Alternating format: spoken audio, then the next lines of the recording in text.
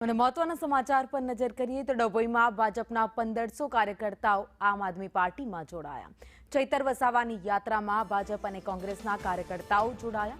જિલ્લા પંચાયતના ઉપપ્રમુખ અશ્વિન વકીલ પર આક્ષેપ કરવામાં આવ્યા।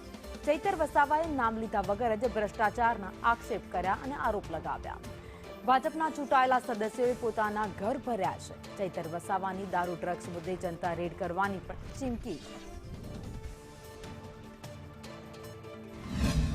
જે ડભોઈ વિધાનસભાના પણસલી ગામ ખાતે ગુજરાત જોડો જનસભા મળી અને આ જનસભામાં 1500 થી પણ વધારે કોંગ્રેસ અને ભાજપના આગેવાનો કાર્યકર્તાઓ આમ આદમી પાર્ટીમાં આજે જોડાઈ રહ્યા છે।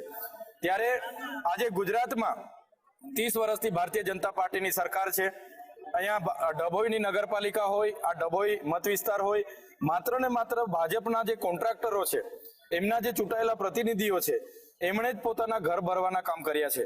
આજે સામાન્ય જનતા આજે પણ અનેક સવાલો લઈને અમારી સમક્ષ આવી છે।